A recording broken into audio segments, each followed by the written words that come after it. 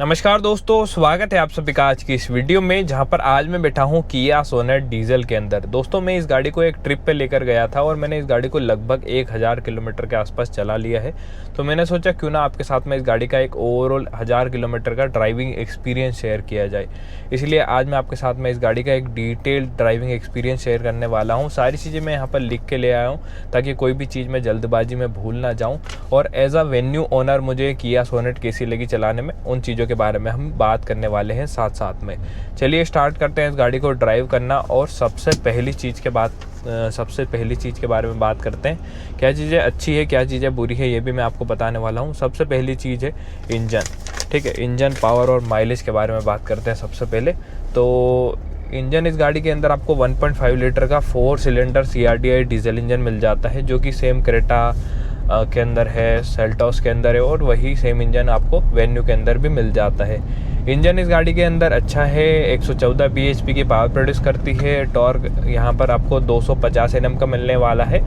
और power our के मामले में ठीक लगी मुझे ये गाड़ी, बट पता नहीं क्यों इस गाड़ी के साथ में मुझे ऐसा लग रहा है कि थोड़ा सा लेट जो है रिस्पॉन्स दे रही है। जैसे मैं वेन्यू रोज़ चलाता हूँ, मैंने क्रेटा भी चलाई, अभी 2-3 दिन पहले ही चलाई, ट्रैक रेस वीडियो बनाई थी हमने। तो क्रेटा में भी रिस्पॉन्स इतना लेट नहीं है जितना जो है इस सोनेट के अंदर फील हो रहा है। और इसके ओनर जो है उनने भी मुझे बताया कि वेन्यू जो है उन्हें ज़्यादा पंची फील हो रही है। अभी उनके पास में वेन्यू है, अभी मैं सोनेट चला रहा हूँ, तो उनने भी बताया कि वेन्यू ज़्यादा फास्ट फील हो रही है, ज़्यादा बेटर फील हो रही है उन्हें चलाने में। तो पता नहीं क्या है, क्या ट्यूनिंग व्यूनिंग का फ़र्क हो सकता है, बट पंजा दबाने के थोड़ा टाइम के बाद जो है रिस्पॉन्स आता है सोनेट के अंदर। तो इतनी पंची जो है ये फील मुझे नहीं हो रही है। बाकी ठीक है, डीजल इंजन है तो पावर आपको अच्छी मिल जाएगी, उसमें कोई दिक्कत नहीं है। भगाने में भी बढ़िया मज़ा आता है। डीजल इंजन की गाड़ियों को चलाने में तो अलग ही मज़ा आता है, वो एक फ़न डीजल की गाड़ियाँ अलग ही देती है। पावर अच्छी है, पावर रिलेटेड कोई इशू नहीं है। 250 Nm टॉर्क है, 114 bhp है, तो उसमें आपको कोई दिक्कत नहीं होगी। ये देखो, ये किसी को भी ओवरटेक करना है, जस्ट आप पंजा दबाओ और ओवरटेक आप आसानी से कर सकते हो। एक तो इस गाड़ी में थोड़ा सा NVH का इशू है, तो आवाज़ आपको थोड़ी सी आ सकती है, इसका मैं एडिटिंग में कुछ करूँगा। ठीक है, पावर अच्छी है, इंजन अच्छा है। माइलेज की बात करें तो मैंने इस गाड़ी का एक रियल लाइफ माइलेज टेस्ट किया। तो माइलेज टेस्ट में मुझे जो रिज़ल्ट मिला वो थोड़ा सा शॉकिंग था, क्योंकि गाड़ी के जो मीटर होता है, ये MID, इस पर 22 का माइलेज दिखा रही थी गाड़ी, और एक्चुअल रियल लाइफ में गाड़ी ने माइलेज दिया 18.5 किलोमीटर पर लीटर का। ऑटो कट मेथड से हमने इसका माइलेज टेस्ट किया था, तो मतलब थोड़ा सा मुझे कम लगा 18.5, क्योंकि हमने गाड़ी को खींचा भी नहीं। मतलब मैंने अपनी वेन्यू का माइलेज टेस्ट किया था, तब मैंने गाड़ी को बहुत भगाया था, 120, 130, 140 पे भगाया था। लेकिन इस गाड़ी को हमने इतना खींचा नहीं। हो सकता है थोड़ा सा और प्यार से चलाने पे अच्छा माइलेज दे दे, बट हमें जो माइलेज दिया था इस गाड़ी ने वो 18 किलोमीटर, 18.5 किलोमीटर पर लीटर का दिया था। 100 किलोमीटर का हमने जो है माइलेज टेस्ट किया था, जिसमें 80% गाड़ी जो है हाईवे पे चली थी, और 20% के आसपास जो सिंगल रोड होता है उस पर चली थी। और 3 लोग थे हम, और उसमें भी मतलब बिल्कुल भी ऐसा एक बार भी हमने 100 के पार जो है इस गाड़ी को ले जाके नहीं देखा। तो ठीक है, 18.5 भी मतलब मेरे हिसाब से तो ठीक है, बट कई सारे लोगों को शायद कम लग सकता है, क्योंकि डीजल के साथ में लोगों की एक तो एक्सपेक्टेशन ये बन गई कि डीजल गाड़ी है तो 20 का ही माइलेज देनी चाहिए। भाई तुम पेट्रोल चला रहे हो, पेट्रोल का माइलेज कहाँ 11, 12, 13 का माइलेज देती है, पावर कुछ होती नहीं है। अब तुम फालतू एक्सपेक्ट करोगे तो वो मेरे हिसाब से कोई सेंस बनाता नहीं है। हाँ, तो मैं माइलेज की बात कर रहा था। माइलेज मतलब ठीक लगा मुझे, तो 18.5 ठीक है। अगर एकदम ही धीरे चलाओगे तो 20+ दे भी देगी, बट हमारी ड्राइविंग स्टाइल के हिसाब से तो 18 का माइलेज मुझे ठीक लगा। ठीक है, और वेन्यू से माइलेज के मामले में कंपेयर करते हो तो उससे थोड़ा सा ज़्यादा ये माइलेज दे देगी। वो थोड़ा सा उसका वेटेड भी ज़्यादा है, तो वो थोड़ा सा कम माइलेज देगी। पावर उसमें ज़्यादा है, वो ज़्यादा पंची फील हुई मुझे, तो पर्सनली ऐसा लगता है मुझे चलाने के मामले में।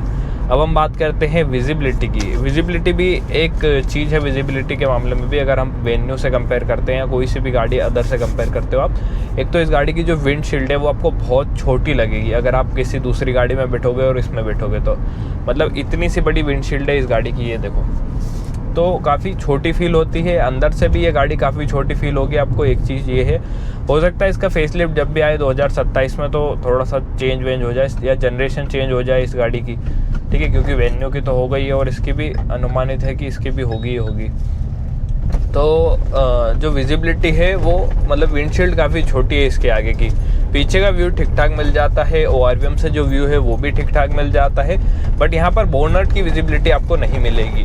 बोनट की विजिबिलिटी अगर आपको चाहिए तो फिर आपको सीट हाइट बहुत ज़्यादा ऊपर करनी पड़ेगी और फिर आपको ऐसे देखना पड़ेगा, क्योंकि इस गाड़ी का जो बोनट है वो स्लोपिंग है, मतलब स्लोपिंग इन द सेंस कि ये नीचे की तरफ जाता है थोड़ा सा, तो आपको बोनट की विजिबिलिटी जो है वो प्रॉपर नहीं मिलती है। ये डैशबोर्ड का ये वाला एरिया है ना, ये थोड़ा सा ऊंचा है, तो फिर आपको वो एज नहीं दिखते हैं। आपको अगर किसी ऐसे मतलब नीचे वाले रास्ते पे जाना है तो वहाँ पर आपको थोड़ा सा ऐसे आगे होके देखना पड़ता है। तो विजिबिलिटी के मामले में थोड़ा सा एक इशू यहाँ पर है इस गाड़ी के अंदर कि विंडशील्ड काफ़ी छोटी है, थोड़ा सा ब्लाइंड स्पॉट कभी कभार बन जाता है किसी चीज़ के मामले में, और बोनट की विजिबिलिटी यहाँ पर आपको कुछ खास नहीं मिलती है। जैसे आपको वेन्यू के अंदर मिलेगी ऐसी विजिबिलिटी यहाँ पर आपको इस गाड़ी के अंदर नहीं मिलती है। वेन्यू के अंदर अभी जैसे मेरी बात भी हुई थी इसके ओनर से, तो उन्होंने बताया मेरे को, बोले तो वेन्यू रख ले, बोले सोनेट रख ले, मेरे को वेन्यू दे दे, बोले इसमें बढ़िया दिखता है, पूरा बोनट वोनट विजिबिलिटी मिल जाती है। तो इसमें कुछ बोनट की विजिबिलिटी जो है उतनी खास नहीं है, ठीक है, ये हो जाती है एक चीज़। और तीसरी चीज़ है भैया हमारी सस्पेंशन। सस्पेंशन में आपको तब दिखाऊंगा, सस्पेंशन की बात हम जब करेंगे तब हम इस गाड़ी को थोड़ा सा ख़राब रोड पर लेके जाएंगे। अभी हम बात करते हैं NVH की। तो NVH यानी नॉइस, वाइब्रेशन और हार्शनेस। तो NVH जो है मुझे इस गाड़ी के कुछ खास नहीं लगे। मतलब ये गाड़ी अगर आप 100 की स्पीड पे चला रहे हो तो 100 की स्पीड पे इस गाड़ी के अंदर जो आवाज़ है बाहर की वो बहुत ज़्यादा एंटर होती है। ये चीज़ मैंने देखी है। अभी मैं आपको दिखाई दूंगा ना, ये ट्रक निकल जाए, देखो जब आप इसको हाई स्पीड पे लेके जाओगे ना तो जो आवाज़ है वो बहुत ज़्यादा आती है, मतलब टायर्स की आवाज़ भी आती है और हवा की आवाज़ भी आती है। तो NVH जो है इसके कुछ खास लगे नहीं मुझे। डीजल इंजन की आवाज़ इसमें बहुत ज़्यादा नहीं आती है, बट जो बाहर की आवाज़ है वो ज़्यादा आती है, और वाइब्रेशन भी हल्की हल्की सी फील होगी आपको। डीजल इंजन है तो देखो वाइब्रेशन तो हम बोल ही नहीं सकते कि वाइब्रेशन फील होगी या नहीं होगी, पर ये सुनना अभी आप, आवाज़ बहुत ज़्यादा आती है यार। तो NVH के मामले में थोड़ी सी फीकी आपको ये लग सकती है वेन्यू से। ओहो बाबा, किधर उतारेगा ये?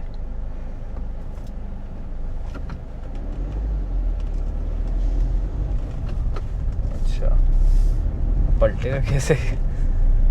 तो NVH कुछ खास नहीं है, नॉइज़ भी है, वाइब्रेशन भी आपको कभी कभार फील होगी। डीजल इंजन है तो वाइब्रेशन तो बटोबे से फील होनी ही है। आप भले कोई सी भी डीजल गाड़ी ले लो, हल्की फुल्की वाइब्रेशन होती है, और हार्शनेस भी थोड़ी थोड़ी सी फील है। एक तो रेटलिंग भी इस गाड़ी में है, देखो मैं आपको थोड़ा सा सुनाता हूँ अभी। ये जैसे ही किसी ख़राब रास्ते पे जाती है ना तो यहाँ से आवाज़ आ रही है, एक पीछे से आवाज़ आ रही है, पता नहीं यार किया हुंडई की गाड़ियों में अब क्या होने लगा है। मतलब ऐसी आवाज़ है, एक्सपेक्टेड तो नहीं थी इन गाड़ियों से। मारुति टाइप हो गया है इनका काम भी, कि अब NVH इनके भी ख़राब हो गए, और उसके बाद जो रेटलिंग है वो भी इनके आने लग गई है। तो थोड़ा सा एक दिक्कत ये भी लगती है मुझे इस गाड़ी के अंदर। उधर ले लूँ क्या? हाँ चलो इधर ही ठीक है। और अब बात करते हैं अपन, एक तो मैं भूल जाता हूँ क्या, थोड़ा सारी चीज़ें एक साथ फ्लो में नहीं बन पाती, इसलिए मैं लिख के आया हूँ। स्टीयरिंग व्हील की बात करते हैं। तो स्टीयरिंग व्हील इस गाड़ी का अच्छा है। स्टीयरिंग रिलेटेड तो मुझे कोई इशू नहीं लगा। वेटेड भी हाई स्पीड पे आ जाता है, अगर आप ऐसे भी पकड़ के चलाओगे हाई स्पीड पे तो चल जाती है बढ़िया। और लो स्पीड पे भी मनोवर करने में कोई दिक्कत यहाँ पर नहीं होती है इस गाड़ी के अंदर। हालांकि जो नई वेन्यू है, अब कई सारे लोग ऐसे बोल सकते हैं जो सोनेट लवर होंगे कि भाई तू तो यार पीछे ही पड़ गया, इसको हर बात में वेन्यू से कंपेयर कर रहा है। तो भाई मैं चला रहा हूँ डेली, तो मैं आपको बता रहा हूँ, ठीक है। और कई सारे लोग होंगे ऐसे जो इन दोनों गाड़ियों में कंफ्यूज होंगे, तो शायद उनके लिए वीडियो जो है बेटर हो सकता है। तो वेन्यू में क्या है कि अब जो स्टीयरिंग व्हील है वो बहुत ज़्यादा लाइट हो गया है, और इसमें जो स्टीयरिंग व्हील है वो कुछ इतना लाइट नहीं है, बट है अच्छा, आपका काम चल जाएगा। ऐसा नहीं है कि बहुत ही ख़राब स्टीयरिंग व्हील है। ये देखो एकदम बढ़िया, आपको मनोवर करना है तो सिटी वगैरह में भी बढ़िया है, हाईवेज वगैरह पे भी बढ़िया वेट आ जाता है। तो कोई दिक्कत स्टीयरिंग के मामले में भी मुझे गाड़ी के अंदर लगती नहीं है। ब्रेकिंग भी इस गाड़ी की अच्छी लगी मुझे, ब्रेकिंग रिलेटेड भी यहाँ पर कोई इशू नहीं है। आगे डिस्क ब्रेक है, पीछे की तरफ ड्रम ब्रेक्स इस गाड़ी में मिलते हैं, और AC का जो परफॉर्मेंस है वो भी अच्छा है। कल हम दोपहरी में गाड़ी चला रहे थे और उसमें भी मुझे कोई इशू जो है AC रिलेटेड तो लगा नहीं। हमने बोला कि जब भाई AC बंद कर दे तो बहुत ठंडा हो गया, तो AC वगैरह भी इस गाड़ी की अच्छी है। कंफर्ट की बात करें दोस्तों, तो कंफर्ट मुझे लगता है ऐसा कि आगे वालों के लिए ज़्यादा सही है, पीछे वालों के लिए कुछ खास कंफर्टेबल जो है ये गाड़ी मुझे लगती नहीं है। मतलब पीछे तो कुछ है ही नहीं, आगे आगे अगर बंदा चला रहा है तो उसको तो और भी ठीक है, बट पीछे वाले के लिए कुछ खास कंफर्ट इस गाड़ी में नहीं है, और ना ही कोई स्पेस इतना ज़्यादा लगता है मुझे इस गाड़ी में। अगर आप कहीं ट्रिप पे जा रहे हो तो अगर जैसे आगे मेरे जैसा बंदा बैठा है तो पीछे 5 फीट 5 इंच का ऐसा बंदा आप बैठा सकते हो, 6 फीट का तो बंदा बैठ ही नहीं सकता, और उसे काफ़ी मतलब क्लोस्ट्रोफोबिक फील होगा पीछे की तरफ। तो थोड़ा सा ये चीज़ लगती है गाड़ी के अंदर। अब हम बात करते हैं देखो सस्पेंशन की। तो सस्पेंशन के मामले में मुझे ऐसा लगता है कि इस गाड़ी की सस्पेंशन जो है बहुत ही स्टिफ है।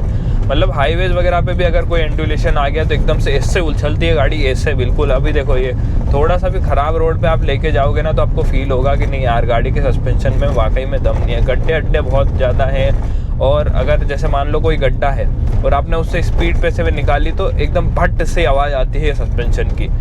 मेरी नज़र में ख़राब सस्पेंशन है वेन्यू के।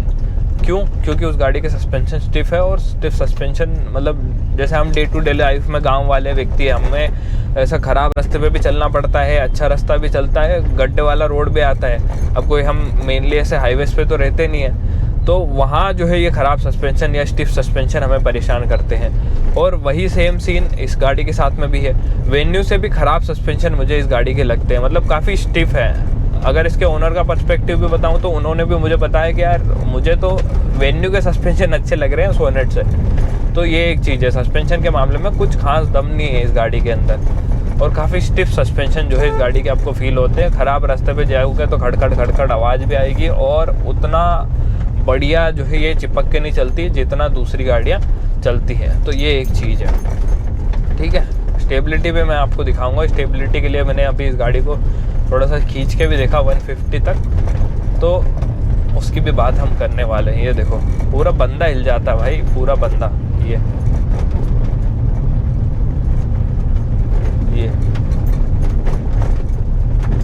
एक तो इस पर धूल भी बहुत उड़ती है, तो जो लोग पीछे चलते हैं ना बेचारे बाइक वाले, उनको थोड़ा सा प्रॉब्लम हो सकती है, बट अब गाड़ी चलेगी तो धूल तो उड़ेगी। ये देखो ये क्या सस्पेंशन है भाई, किया वालों थोड़ा सा सुधार दो। महिंद्रा जैसे अभी महिंद्रा ने XUV 7XO में डाले, इसे डाल दो थोड़े ढंग से सस्पेंशन, तो आदमी कम से कम गाड़ी सुख से तो चला ले थोड़ी।